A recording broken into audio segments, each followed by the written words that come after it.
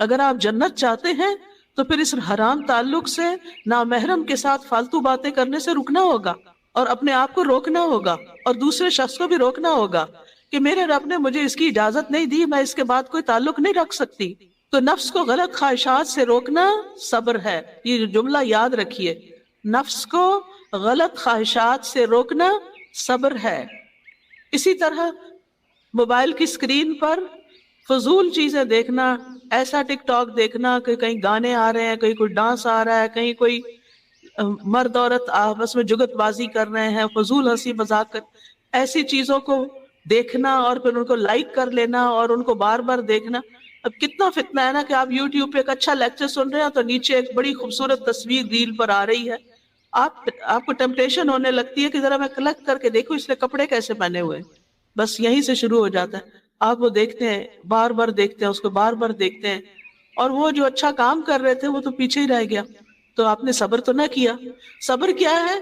آپ کا نفس، آپ کی خواہش نفس کتنی بھی کہے کہ اس کے ذرا ڈریس دیکھ لو، تم اپنا بھی ایسا بنوا لو، نہیں دیکھنا، میرا اس کے بغیر بھی گزارا ہو سکتا ہے۔ مجھے اپنے آپ کو بہت خوبصورت اور بہت مہنگے اور بہت قیمتی ڈریسز کے ساتھ نہیں سنوارنا، مجھے اچھے اخلاق کے ساتھ، ایمان اور تقوی کے ساتھ اپنے آپ کو خوبصورت بنانا ہے۔ تو ایسی جتنی بھی چیزیں ہیں کہ جو حرام کے درجے میں آتی ہیں، اب اسراف جو ہے وہ حرام ہے۔ ان المبذرین کانوا اخوان الشیاطین۔ اب وہ خواتین اللہ تعالیٰ کو کیا جواب دیں گی جو کئی کئی لاکھ کا منگنی اور شادی کا سوٹ بنوا رہی ہیں؟ کیا جواب دیں گی اللہ کو؟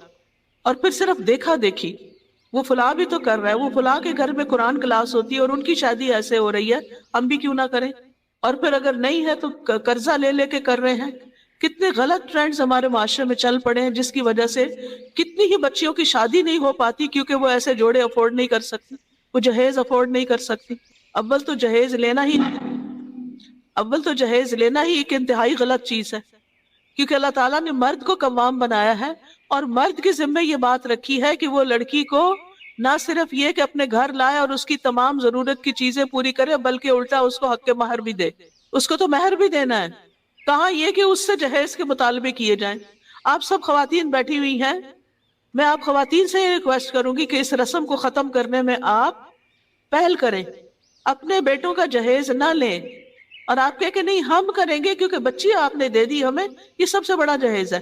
اس کی زندگی آپ نے اس کو پیدا کیا، پالا پوسا، محبت کے ساتھ بڑا کیا، اس کو پڑھایا لکھایا سکھایا، اس قابل بنایا کہ آج وہ ہماری بیٹی بن جائے، تو یہ کوئی تھوڑا چھوٹا سا تحفہ ہے؟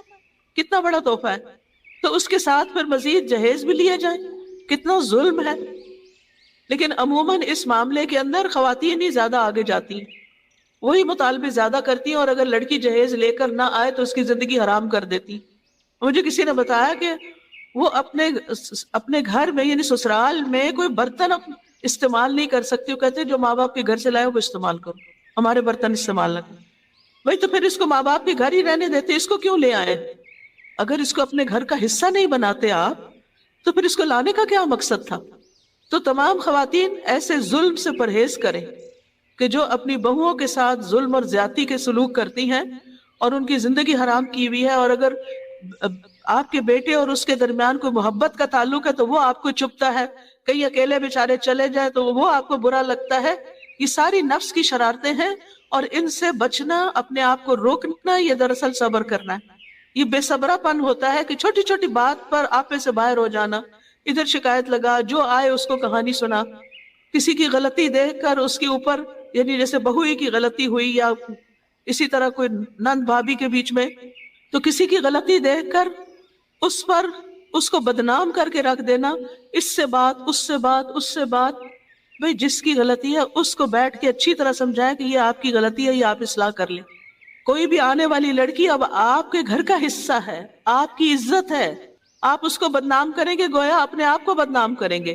اللہ سبحانہ وتعالیٰ نے مرد اور عورت کے بیچ میں جو شادی کا رشتہ رکھا اس کو لباس سے تشبیہ دی، ہن لباس لکم وانتم لباس لہن، تم ان کا لباس ہو، تم ان کو پروٹیکٹ کرو اور وہ تمہیں پروٹیکٹ کریں، تمہاری حفاظت کریں، تمہاری عزت کی حفاظت کریں۔